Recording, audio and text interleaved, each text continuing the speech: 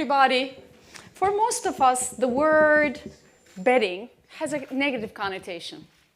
It triggers a sense of high risk, high loss, like you're rolling a dice in a casino. My humble experience of 20 plus years as a student, as a businesswoman, an entrepreneur or a mother kind of show me otherwise. I realize that most of the bets we make in the course of our lives are what I call sure bets, not like the ones that you make at a poker table. I thought this is really important because the more we realize the bets we make to improve our lives are sure bets, the more courageous we are going to be in making decisions. And our lives are going to get more rewarding and more enriching in the process. So what's a sure bet? And how do we know if it is a sure bet, right? So you guys, I did risk management for 18 years in the US. So I learned to apply the basic principles to life. On the x-axis, you see the probability, how likely a risk is to happen. And on the y-axis, if it happens, how much is going to hurt? So what the damage is going to be. So let's take one example, bungee jumping. You would think that it's low risk, but what happens if you fall? Dead, not a sure bet. Now, let's take another example. Say that you're in a group of 100 people like here and you want to ask a question, but you're so petrified to ask a question. So you're basically in the top right corner of the quadrant. But when you start thinking about it, what you're doing is that you realize that the probability of risk is actually low. Most likely, a lot of people in the audience have a similar question in mind. Definitely, severity is low. Not the end of the world if you look dumb. Clearly, it didn't stop Donald Trump from running for president of the United States, right? So what you end up doing is lowering yourself down into lower corner of the quadrant. So nothing changed here, right? The only thing that changed is that the way you thought about the bet. So when you perceive certain things to be really high risk, high loss, you tend to shy away from doing it. So what I hope to do is to share some examples from my life that if you put some of these bets through this risk prism, hopefully you too will catch some of these sure bets. Now, one disclaimer here, don't try to do this with the matters of heart. Like, should I marry him?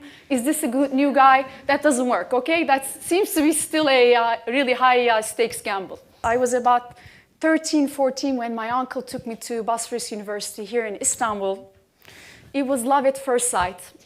For the next few years, all I did was to dream and study hard about getting into the business school. Look, I was a nerd and I ended up doing it. And at the time, the decision involved moving to a big city, but it paled in comparison to a decision I made to move to the United States 5 years later. And here I was going to Madison, Wisconsin, a city never heard before, didn't know a soul. And no one told me about the risk paradigm before, but intuitively, I signed up to be with a local family, to lower my risk of being alone, not knowing what to do.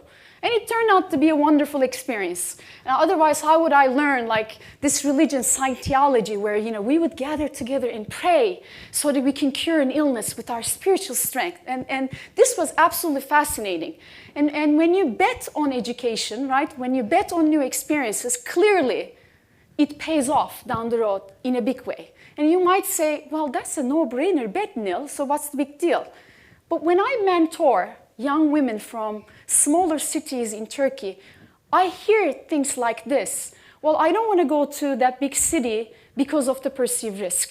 My family says this, and I think I should just apply for a school nearby. And I cringe when I hear this because I know those women have the intellectual capacity to go to best schools. So what we do at those times, we pull out the risk paradigm and go through it mentally.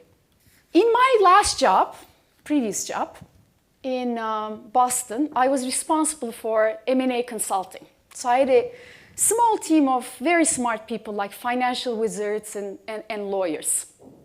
Late 2008, and those of you who lived through this in the US will know what that meant, the economic crisis hit.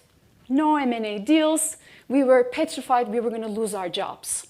Well, around the same time, our industry's biggest conference took place in Boston. A colleague of mine introduced me to a Turkish woman who worked for Borusan Holding, and one thing led to another. I assembled a team of 11 people from 5 offices of Aon around the world, and we flew to Istanbul to pitch a new way of looking at risk management, right?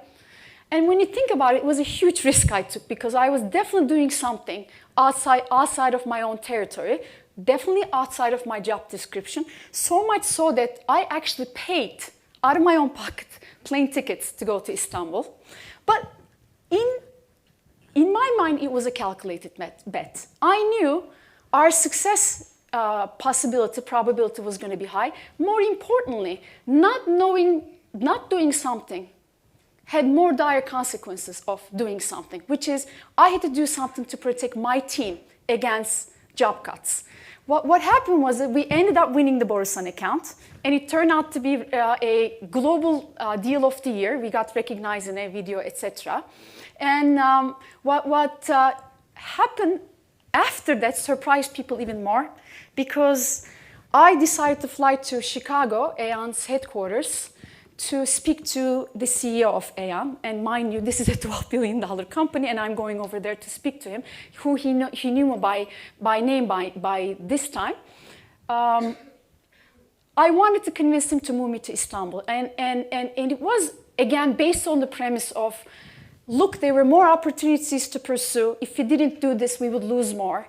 And Aon leaders needed emerging market experience in their toolkit. And here I was, 18 years later. I packed up my bags, moved back to Istanbul, and the challenges of finding a new home, finding a new school for my daughter, who's here with me tonight, and convincing my husband didn't look that insurmountable. And the next 2 years was fascinating. I moved between New York, where my boss was located, and Istanbul, where my job was located, and I absolutely relished learning how to do business in Turkey and adapting my Turkish-speaking, but American-thinking mind, which was wonderful. Now, when I look back in hindsight, this was a bet that took off. Huge risk, right? Career move, country move. But if I hadn't taken that bet, I was not going to be able to take advantage of the next opportunity that came my way. So late 2012, an offer came along to become a high-tech entrepreneur and join a very smart a team of engineers at Solvoyo. Solvoyo was based in Boston with an R&D center in Istanbul, specialized in supply chain planning and optimization. And I said, I can't even spell supply chain. I never did technology in my life. How could I possibly add value? So this was a very difficult bet where I couldn't gauge the outcome. So I said to myself, okay, I have to do something different here. I have to experiment. Or in software lingo, you can say I had to prototype. So what I ended up doing was to help the founder with due diligence of his Series A funding that he was going through. And the more I dug, the more I realized, wait a second, I can really help these guys. Some of these skills that I honed, these soft skills I honed over the last however many years in the US, were actually transferable. I could help them establish a team, establish institutionalized processes, help them sell. So I was really psyched. So at the time, I was on maternity leave. So without having to leave my current job, I experimented to be a Solvoyo employee for about 3 months. And I liked it so much so that I was emailing the M&A lawyers on my hospital bed after I gave birth. So I'm one of those people. So what happened was I joined shortly after that, I joined Solvoyo full-time. And when you think about our life, we're in high tech, we're experimenting every day. We experiment on a new partnership model, on a new team model, and we fail quite a bit along the way. But I think the operative sentence here is that don't be afraid to fail. And I love this thing. I was in Miami last week, and this is what the conference's last sort of giveaway was. Pain is temporary, but suck is forever, and we don't want to suck, all right? Now, around the same time, Kuzey entered our lives. 7 years after I gave birth to Kyra, my daughter, and you could say that it was a really big, high risk bet, but in hindsight, it was really a well worth bet. Now, they say that there are 3 things that determine happiness for people. This is true in life as well as true in career. It's autonomy, it's mastery, and it's meaning. And for most of you guys, I drive meaning out of life if I make a difference in someone's life, if I share experiences, and this is why I got involved with İlkyar. So İlkyar is a nonprofit that deals with boarding school kids in far corners in hinterlands of Turkey. It also has a mentoring program, and I want to actually share 2 examples of my mentors here. On the left is Elif. She's from Afyon. She's now a primary school teacher in Batman, in a very treacherous area of Turkey. And Kübra, who's here with me today, is from Kastamonu, and I'm so proud to tell you that she got into an incredible school in Istanbul recently. And what we do in this role is to make sure that we keep our bar as high as possible and make sure that we don't let other spheres get in the way of making sure bets. There are 2 kinds of people in this world, the haves and the have-dones. Haves, have-dones. Haves, have-dones. At Groupon, we applaud the have-dones, for they know what they've done, they will always have. If you're going to own something, own the experience. So I try to be one of the have-dones guys. How about you? Thank you.